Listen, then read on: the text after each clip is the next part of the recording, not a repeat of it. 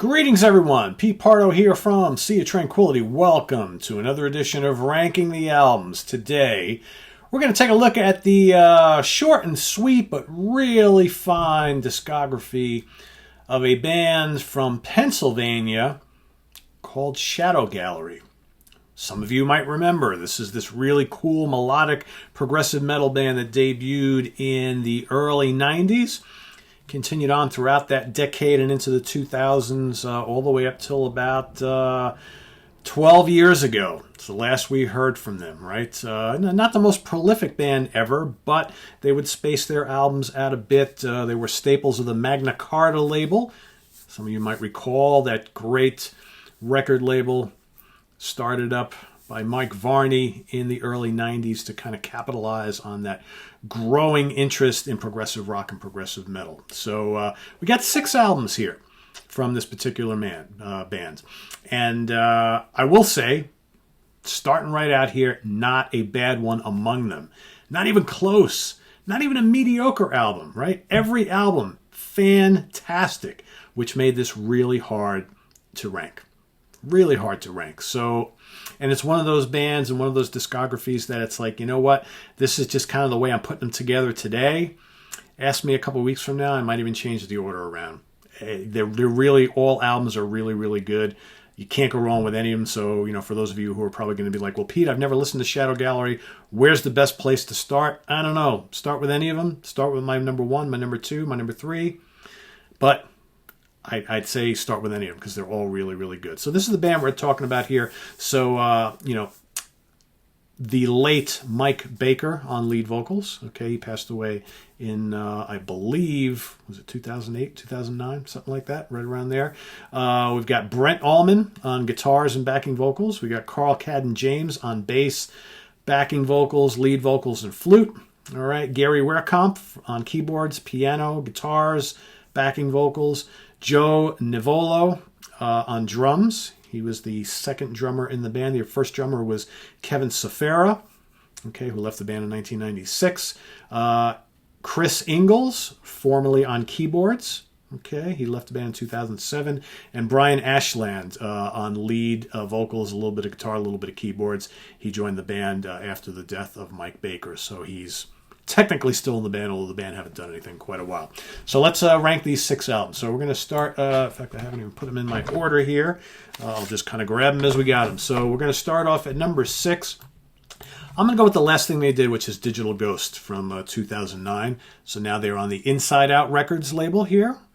Okay. To date, their final album finished up after the death of Mike Baker. What a talent he was.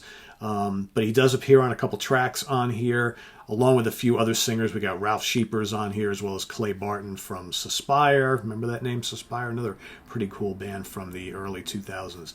But strong album, though. I think, like, in the years since it's come out, I remember when it first came out, it was like, holy crap, you know, another Shadowgallery album. It's great. We miss Mike Baker, but man, they don't miss a beat, all that kind of stuff. I think, you know, in listening back to this album, it still is really strong, but it's probably my least favorite of all of them. But it's still, it doesn't quite hold that magic of all the earlier ones, but it's still really good. I think Mr. Ashland does a really good job. He doesn't sound like Mike Baker at all, which is good, but you still have all those lush backing vocals from the rest of the guys in the band, which was kind of like their trademark, right? Great vocals, really rich backing vocals, and it's a pretty heavy album. Like I mentioned, Ralph Sheepers from Primal Fear guests on the song Strong. You got Clay Barton from Suspire, sings on Venom, another pretty heavy, complex track. Other memorable ones, you got With Honor, which is just this big, melodic, soaring, progressive metal track. Really, really good. Title track, really kick-ass. Haunted. I mean, it just goes by the title, right? Haunted. It's a haunting, atmospheric track that reminds me of some of the earlier stuff that the band did on their first couple of albums. Also sounds a little bit like kind of like mellow, melodic, atmospheric Queensryche at times. So yeah, it's been 12 years since this album. Will it be their last? I don't know. I guess time will tell, but I don't know. 12 years is a really long time. We'll see. We'll see. All right, next up, we're going to go with 2005's Room V, or Room 5. Okay, pretty cool cover there. This also is on Inside Out, SPV in Europe. So this continues the storyline. A lot of concept albums in this catalog. This continues the storyline from the Tyranny album, which we'll get to in a few minutes. And the first album without Chris Ingalls, their founding keyboard player. So by this point in time, Gary Wehrkamp is now playing all the keyboards plus additional guitars. A lot of good songs, a lot of really memorable instrumental passages. You got Act 3 and Act 4, again, continuing on from the Tyranny album. So another concept album, big, long suites, 2 main acts, all right. A lot of really cool little instrumental bits and passages. Manhunt is a really cool track that opens up, all instrumental. You got the Real Melodic Comfort Me, the Heavy and Complex Andromeda Strain, which is a really great track. Torn, another really good melodic atmospheric track. The Archer of Ben Salem is great. Rain is very much like Queensryche circa, Operation Mindcrime. Very long album, all right? Like I said, you got the 2 main tracks all broken down into 7 and, what do we got? 7 sections each. So, and this pushes the 70-minute mark. So there's a lot of material here, but it's quite good, quite worth it. Again, I almost feel bad putting this one at number 5 because it's actually very, very, very strong. So from there, we're going to go to that way. Hold on. Oh, hold on. I'm out of order. I'm looking at the wrong ones here. So this one is their debut, 1992, self-titled Shadow Gallery. All right, so this is on the Magna Carta label. They look a bit different there. That's very early on. They got the big hair and all that kind of stuff because remember, it's the early 90s. But this is a really, really excellent release. Probably less metal, more prog, symphonic prog, but it's got hard rock and metal touches. But Say Goodbye the Morning, so good. I mean, the vocal harmonies are just absolutely stunning here. The Dance of Fools, Queen of the City of Ice, Dark Town, just some really good tracks. Queen of the City of Ice is 17 minutes and change. They were really good with doing big, long epics. Influences from Kansas, Styx, Yes, Fate's Warning, Rush. You can kind of hear all that stuff, a little bit of Dream Theater, perhaps. Mike Baker's vocals are outstanding. You could hear how good this guy was very, very early on. So a really strong album, very strong debut. It's funny because I originally, when I was kind of thinking this list out, I was going to rank that a little higher. Then, you start going through some of these albums again. You're like, as much as I love it, I think some of the stuff that came after it is just so much stronger. So, but yeah, that's ranking number 4 for me. Self-titled debut. Number 3, excuse me. We're going to go with their third album from 1998, Tyranny. Again, more concept album. You get Act 1 and Act 2 on here with all sorts of songs after all sorts of sections. A really good one. It's big, it's grand, it's majestic, it's orchestral. You got the absolutely soaring Hope for Us. I mean, what a chorus on that. Oh, it's so good. Out of Nowhere is another good one. Ghost of a Chance, New World Order, I Believe, Roads of Thunder. Just so many great tracks in here. But again, it's one of those albums. It's a concept album. It's all, basically one long storyline broken down into 2 acts. You really got that damn mid-afternoon glare, right? You got to just kind of listen to the whole album on its own, but there are individual tracks which are just really, really memorable. So, yeah, that's my number 3, Tyranny from 1998. Coming in at number 2, we're going to go to 2001 for their 4th album, which is simply called Legacy. So you'll remember the Room 5 continues the... that continues the story from this one. So here we've got... another full-blown concept album, okay?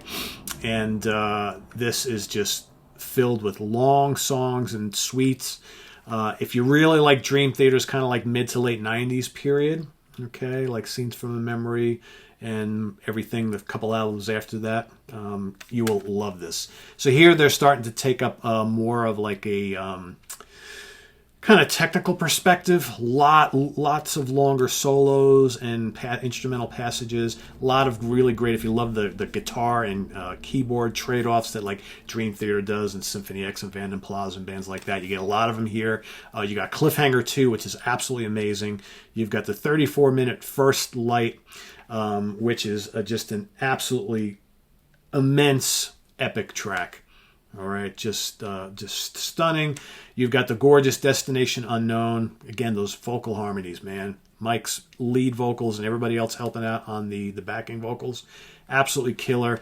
You got the majestic and melodic colors. It's just an incredible, incredible album that I think in any other day would probably be my number one. But, you know, sometimes you kind of go with the one you first got into. That's the case here with me. So the first one I bought from this band was Carved in Stone. This was actually the first album that I got from them. And then I went back and picked up their debut. But man, this just like hit me like a ton of bricks when I first got it. Because, you know, remember back in the time, you know, Magna Carta's pumping out all these bands, you know, Enchant and Magellan and Cairo, right, you know, and the tribute albums and all that kind of stuff. And this is, you know, 95 is when Dream Theater is, you know, starting to hit really big, right? They debuted with Images and Words and then Awake, right? And then you've got the, you know, the other great stuff to come. So Dream Theater for me is a huge band. So anything that's kind of in those realms, I'm like scooping up like ice cream. Right, so this is the second album, like I mentioned. You've got longer pieces mixed with some shorter interludes. Again, this is on Magna Carta Records.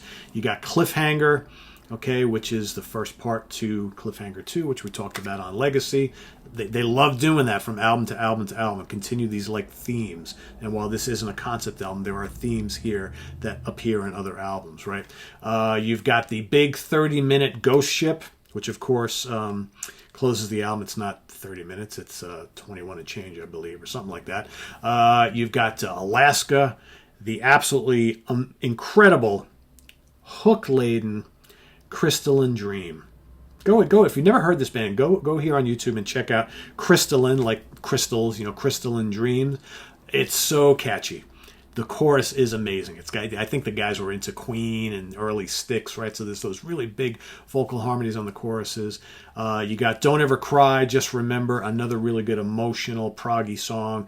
You got killer guitar work from Brent Allman and Gary Weirkamp throughout the whole album. Great keyboard textures and solos from Chris Ingalls.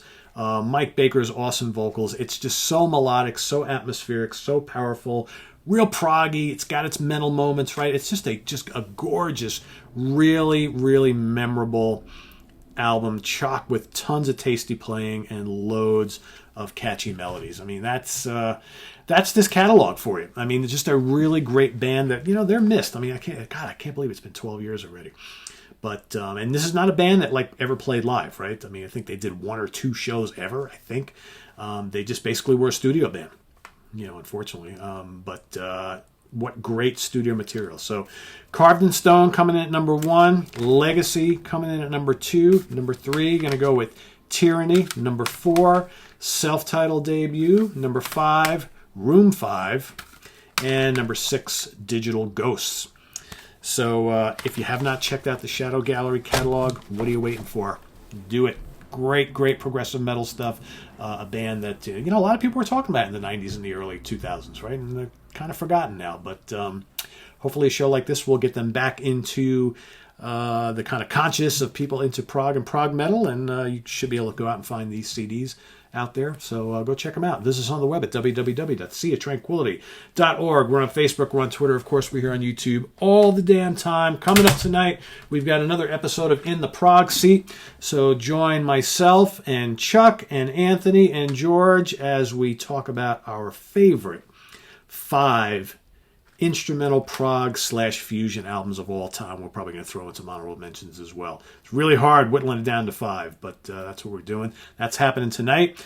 Also, I'm going to be talking to this guy, Mr. Todd LaTorre, lead singer from Queensryche. He's going to be joining me. He's going to talk about Rejoice in the Suffering, his brand new solo album, and he's bringing a guest with him. He's actually bringing Craig Blackwell, the guy he worked with to put together this album, who played all the guitars, bass, and keyboards. So the two of them are going to be coming on the show and talking about the creation of this album and their impressions on it and whatever else we decide to get into. So that's coming up tonight. Stay tuned for that. And Martin Popoff tomorrow and Friday. We got Mike Portnoy coming back on the show tomorrow night as well. Mike and I are going to talk about our favorite live albums that should have been a double. All right, those single album, single disc live albums that we will never understand why when they were released weren't a full-blown double album. So that's coming up tomorrow night. And then, of course, tune in for a very special Monsters Den show on Thursday. We've got Rich Catino, Chris Allo, myself being joined by Dan Brown. Once again, we're going to each be giving you our 10 favorite Hammer horror films of all time. So we got lots of ranking and fun stuff happening this week. We've got more. What else? We got new reviews coming up. We got to review the new Epica, the new Alice Cooper, the new Blind Gollum, the new Steve Lukather. What else do I got here? A new archival release from the Allman Brothers Band. What else? New Tommy Bolin archival release, new Big Train, Sonus Umbra, Iron Savior, all sorts of stuff sitting there. Hoping to get to fairly soon, ranking the albums of the Atlanta Rhythm section, Saint Vitus, Venom, what else? Immortal, and plus more. Dream set list each and every day going up to the end of the month here in March. So as you can see, a lot of stuff happening. So don't miss out on any of it. Make sure you subscribe. Click that like button. Tell your friends. If you want to make a donation, there's a link to the Ko-Fi page below, as well as a link to our merch page where you can get all sorts of Sea of Tranquility related stuff, as well as a link to our website if you want to go check out 20-something thousand album reviews that we've done over the last 20 years. That's right. It's our 20th anniversary. Woohoo! Pretty cool, right? So stay tuned for more stuff, guys, and we'll see you real soon. Bye-bye.